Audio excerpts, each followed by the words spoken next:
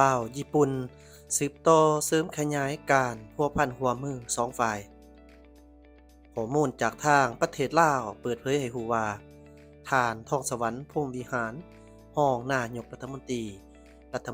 กระทรวงการต่างประเทศแห่งสปปลาวได้พบปะสองฝ่ายกับท่านโมเตงิโทซิมิสิรัฐมนตรีกระทรวงการต่างประเทศญี่ปุ่นในวันที่22พฤษภาคม2026ที่กระทรวงการต่างประเทศญี่ปุ่นในโอกาสเดินทางเยี่ยมยามและเข้าร่วมพิธีเปิดงานบุญลาวประจำปี2026ที่นครหลวงโตเกียวประเทศญี่ปุ่นในระหว่างวันที่21หา24พฤษภาคม2026ในการพบปะครั้งนี้สองฝ่ายได้ปรึกษาหารือและแลกเปลี่ยนความคิดความเห็นเกี่ยวกับการพัวพันหัวมือระหว่าง2ประเทศโดยได้ตีราคาสูงและแสดงความปิติยินดีที่เห็นว่าสายพัวพันมิตรภาพและการหัวมือของ2ประเทศลาวและญี่ปุ่นได้รับการสุขโย่ส่งเสริมและเติบใหญ่ขยายตัวขึ้นในทั้งในสายรัฐการทูตประชาชนและสายสภาสปปลาวและญี่ปุ่นได้สร้างตั้งสายพัวพันการทูตนำกันในวันที่5มีนา1955ซึ่งนับตั้งแต่นั้นมาการพัวพันร่วมมือในด้านต่างๆของ2ประเทศแม้ได้รับการเสริมขยายขึ้นเป็น9พิเศษในปี2025ที่ผ่านมา2ฝ่ายแม้ได้ร่วมกันเฉลิมฉลองวันสร้างตั้งสายพัวพันการทูตครบรอบ70ปีด้วยผลสำเร็จอันจบงามเต็มไปด้วยบรรยากาศคึกคืนและมีเนื้อใน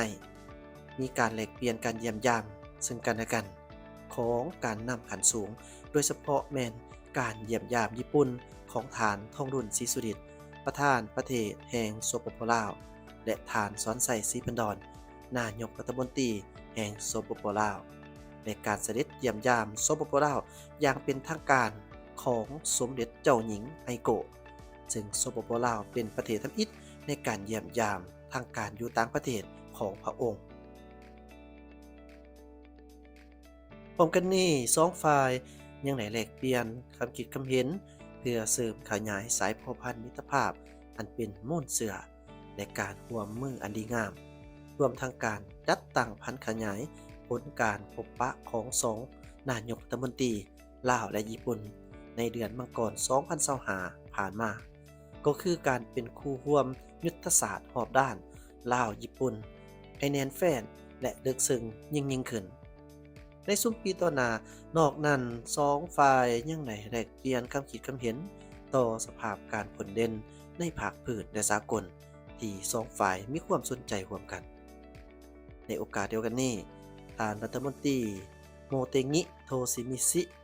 ได้แสดงความยินดีต้อนรับและตีราคาสูงต่อการเดินทางมาเยี่ยมยามญี่ปุ่นของคณะผู้แทนสปปลาวในครั้งนี้ในขณะเดียวกันท่านรองนายกรัฐมนตรีทองสวรรค์พรหมวิหารก็ได้แสดงความขอบใจต่อการต้อนรับอันอบอุ่นดังกล่าวได้แสดงความพร้อมที่จะเฮ็ดเวียกร่วมกับท่านรัฐมนตรีโมเตงิโทซิมิซิเพื่อสืบต่อจัดตั้งพันขยายผลการเห็นดีเป็นเอกภาพของการนำลาวและญี่ปุ่นในระยะที่ผ่านมาและพันขยายการเป็นคู่ร่วมยุทธศาสตร์รอบด้านระหว่างลาวและญี่ปุ่นให้เป็นรูปธรรมยิ่งขึ้นพร้อมทั้งได้เชื้อเชิญท่านรัฐมนตรีโมเตงิโทซิมิซิเยี่ยมยามสปปลาวในเวลาอันเหมาะสมท่านทองสวรรค์พรหมวิหารยังได้ตีราคาสูงต่อผลสำเร็จของกองประชุมสุดยอด RCEP Plus เกี่ยวกับความเข้มแข็งทางด้านพลังงานในเดือนเมษายน2026ที่ผ่านมาเพื่อสนับสนุนบรรดาประเทศในอาเซียนให้รับมือกับวิกฤตการณ์ทางด้านพลังงานในระยะสั้นและระยะยาวก็คือการพัฒนา RCEP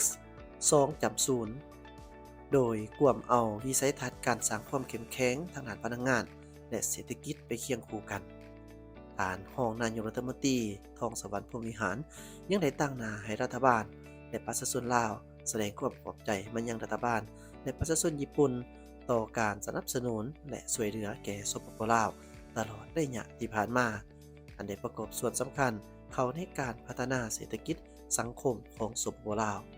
เป็นต้นแมนการพัฒนาทรัพยากรมนุษย์พื้นฐานโครงรางสาธารณสุขกสิกรรมป่าไม้การทรงเสียวซ่านและอาสาสมัครขององค์การใจกล้ามาปฏิบัติหน้าที่อยู่บรรดาแขนงกลางของลาวทั้งในศูนย์กลางในท้องถิ่นพิเศษเป็นการช่วยเหลือในโครงการมนุษยธรรมเก็บกู้ระเบิดทันที่ยังบ่ทันแตกที่ตกค้างหรือ UXO อยู่สปปลาวพร้อมนั้นยังได้แจ้งและเสือเชิญฝ่ายญี่ปุ่น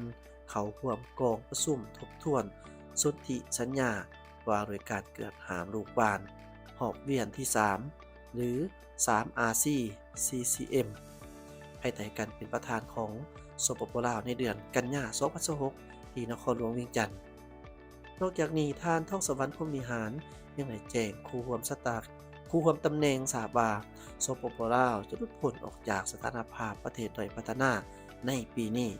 และกำลังจัดตั้งปฏิบัติแผนยุทธศาสตร์ว่าด้วยการข้ามผ่านเพื่อหลุดพ้นออกจากสถานภาพประเทศด้อยพัฒนาอย่างยืนยงและโรงเรียนในปี2026ถึง2029หวังอย่างยิ่งว่าญี่ปุ่นจะสืบต่อสนับสนุนและช่วยเหลือสปปลาวในการจัดตั้งปฏิบัติแผนยุทธศาสตร์ดังกล่าวนอกจากนี้ท่านรองนายกรัฐมนตรียังได้พบปะกับหัวหน้าเลขาธิการรัฐบาลญี่ปุ่นท่านทองสวรรค์พรหมวิหารรองนายกรัฐมนตรีกระทรวงการต่างประเทศแห่งสปปลาวพร้อมด้วยคณะได้พบปะกับท่านคิฮาระมิโนรุหัวหน้าเลขาธิการรัฐบาลญี่ปุ่นในวันที่22พฤษภาคม2026ที่สำนักงานนายกรัฐมนตรีญี่ปุ่นในโอกาสเดินทางเยี่ยมยามและเข้าร่วมพิธีเปิดงานบุญลาวประจำปี2026ที่นครหลวงโตเกียวประเทศญี่ปุ่นในโอกาสนี้ท่านคิฮาระมิโนรุได้แสดงความยินดีต้อนรับและตีราคาสูงต่อการเดินทางเยี่ยมยามญี่ปุ่นของคณะผู้แทนสปปลาวในครั้งนี้ซึ่งท่านทองสวรรค์พรหมวิหารได้แสดงความขอบใจต่อการต้อนรับอันอบอุ่นดังกล่าวพร้อมทั้งได้นำเอาความยืนยันตามข่าวจากท่านสอนไซศิปันดรนายกรัฐมนตรีแห่งสปปลาวไปยังท่านนางทากาอิจิซานาเอะนายกรัฐมนตรีแห่งญี่ปุ่นท่านทองสวรรค์พรหมวิหารยังได้ตั้งหน้าให้รัฐบาลและประชาชนลาวแสดงความขอบใจมายังรัฐบาลและประชาชนญี่ปุ่นต่อการสนับสนุนและช่วยเหลือที่มีประสิทธิผลแก่สปปลาวตลอดระยะที่ผ่านมาอันได้ประกอบส่วนสำคัญเข้าในการพัฒนาเศรษฐกิจสังคมของสปปลาวเป็นต้นแม้นการพัฒนาทรัพยากรมนุษย์พื้นฐานโครงรางสาธารณสุขกสิกรรมป่าไม้การทรงเสียวซ่านและอาสาสมัครองค์การใจกล้ามาปฏิบัติหน้าที่อยู่สปปลาวพิเศษแม้นการช่วยเหลือเก็บกู้ระเบิดที่ยังบ่ทันแตกที่ตกค้าง UXO อยู่สปปลาวพร้อมนี้ท่านทองสวรรค์พรหมวิหารได้แจ้งและเสือเชิญฝ่ายญี่ปุ่นเขาร่วมกองประชุมทบทวนสนธิสัญญาว่าด้วยการเกิดหามระเบิดลูกบาศก์หอบเวียนที่ 3 หรือ 3RC CCM ซึ่งสปปลาวจะเป็นเจ้าภาพในเดือนกันยายน2026ที่นครหลวงเวียงจันทน์และยังจะได้ตีราคาสูงต่อผลสำเร็จของการจัดกองประชุมสุดยอด ASEC หรือ ASEC Plus เกี่ยวกับความเข้มแข็งทางด้านพลังงานในเดือนเมษายน2026ผ่านมาและสนับสนุนของการร่วมมือ Power Asia ที่ญี่ปุ่นได้เสนอในกองประชุมสุดยอด ASEC Plus ดังกล่าวในโอกาสเดียวกันนี้สองฝ่ายยังได้ตีราคาสูงต่อผลสำเร็จการเฉลิมฉลองวันการทูตลาวญี่ปุ่นครบรอบ70 ปีรวมกันในปี2025ผ่านมาและเป็นปีครบรอบ60 ปีที่รัฐบาลญี่ปุ่นได้ส่งอาสาสมัครญี่ปุ่นมาปฏิบัติหน้าที่อยู่สปปลาวซึ่งเต็มไปด้วยบรรยากาศคึกคืนและมีเนื้อในพร้อมกันนี้สองฝ่ายยังได้แลกเปลี่ยนความคิดความเห็นเพื่อสุขยู่ส่งเสริมสายพัวพันมิตรภาพอันเป็นมุ่นเสื้อและการร่วมมืออันดีงามก็คือการเป็นคู่ร่วมยุทธศาสตร์รอบด้านระหว่าง2ประเทศลาวและญี่ปุ่นให้แตกดอกอบอุ่นยิ่งขึ้นนอกนั้นสองฝ่ายยังได้แลกเปลี่ยนความคิดความเห็นต่อกับสภาพผลเด่นในภาคพื้นในสากลที่มีความสนใจร่วมกันจากท่านผู้ชมนั้นถือว่าเป็นการร่วมมือที่ดีระหว่าง2ชาติลาวและญี่ปุ่นขอขอบใจข่าวสารประเทศลาวขอบใจท่านผู้ชมที่ตามรับชมอย่าลืมกด Subscribe สบายดี